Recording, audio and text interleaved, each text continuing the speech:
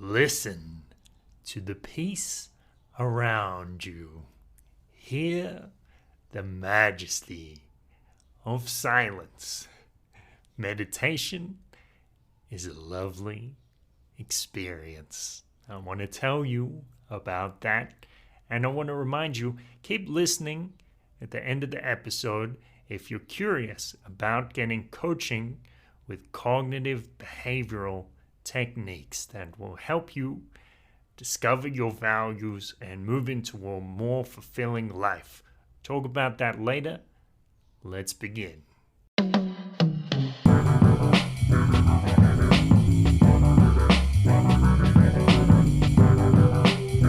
This is a beautiful thought.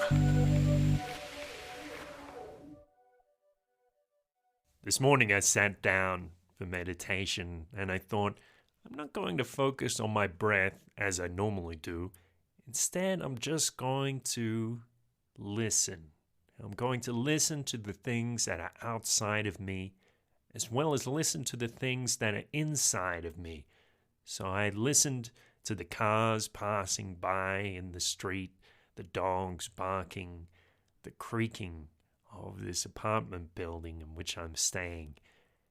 And I also listened to my heartbeat and felt the blood pulsing through my body, showing that I am most definitely alive.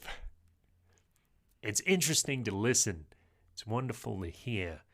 It's a curious sense because you can detect things that are sometimes very far away, which is unusual if you think about it, that even something you can't see, you can hear what it is. It's not always obvious why we meditate, and I guess to people who don't have this practice, maybe they have no idea why somebody would do it. Maybe they just think it's an unusual form of relaxation, very unusual to put your legs in the lotus position just to relax. Actually, meditation has a sort of biological purpose, so we can look at it on this scientific, perhaps a little reductionist level. A long time ago, humans lived in the jungle or on the plains, on the savannah, and there were a lot of predators around. A lot of the time, we had to be prepared for a situation which was life or death. And we had to have those responses: freeze, flight, and fight. The responses which would help us survive. Stop in our tracks so predators don't see us. To run away so predators can't catch us. Or to defend ourselves physically against predators. Now, when you're in that state of stress, cortisol levels are very high. And that means that your blood has to always be ready to go to your limbs to defend yourself or to run away. Fortunately, we don't live in that type of world anymore. Now, we can retreat. We don't have to have our cortisol levels high all the time. And we can actually enable our bodies to focus on things that are more important, like regulating our health, maintaining our immune system. And that's exactly what happens when you send this strong message to your body by using the power of meditation. You sit. Personally, I sit in the half lotus position. And this is a position which, if a predator were to approach, I would be uncomfortable because I can't easily stand up and run away. So we deliberately put ourselves in this form that is vulnerable. And we close our eyes, generally, and slow our breath, which also slows our heart rate. And we're not getting as much oxygen, which would be necessary in one of those dangerous situations. So, send our body that message: recuperate, relax, renew. because there is no threat here. It is that clear message. Now we don't have those predators around, so we can do this actually every day. We can even meditate several times a day if we're so inclined. But at least a little bit every day is wonderful.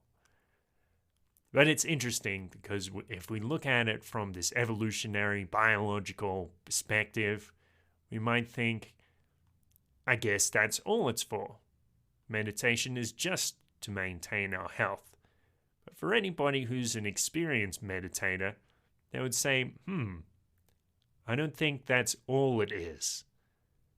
Introspection is something that goes beyond our evolutionary needs or just a reaction to predators of the past. Introspection seems to be something that pushes our minds to spiritual dimensions, if we fully get into it. Of course, Jesus said that the kingdom of God is within. And Carl Jung said, he who looks outside dreams. He who looks within awakes. Is it true? Are the lessons of our masters, our ancient teachers, true? I encourage you to find out for yourself. As for me, I remember saying to my monk friend who taught me in meditation, it's fascinating because I found out actually there is a universe within me. And he responded, only one? It's wonderful to sit in meditation. There's no pressure on you. You don't have to do anything. You don't have to worry about a deadline. All you have to do is focus on that very moment. The thing that's in front of you, your own breath, or whatever it is you decided to lend your attention.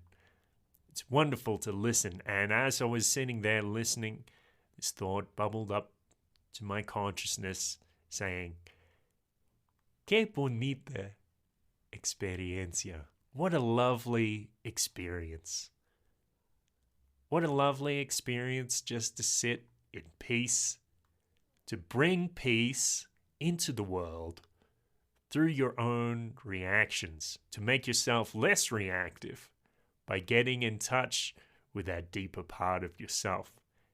It is wonderful to meditate. It's a lovely experience. It's a gift and it's a blessing. It's a gift for you. It is your blessing. And it's available to you right now. Yes, meditation is a lovely experience. Thank you so much for listening. A beautiful thought. Sometimes when something happens to us, our immediate reaction seems just to happen as well. It's like it's not something that comes from us. It's something that's just a natural consequence. But as we look a little deeper, we find that what's going on below the surface is there are these certain beliefs and thought patterns that end up causing our reactions.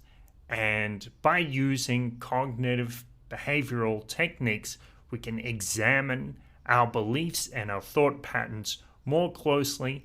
And as we examine them, just bringing them conscious, we can start to change them. And that's what normally happens. So I'd like to help you with that if you're interested. I'm giving these cognitive behavioral sessions very cheaply for just $6 an hour, or maybe a little more than an hour. Check out beautifulpodcast.com and you'll see the CBT sessions at the top there, and you can book a session. Thanks for listening. Have a great day. Be cool, everybody.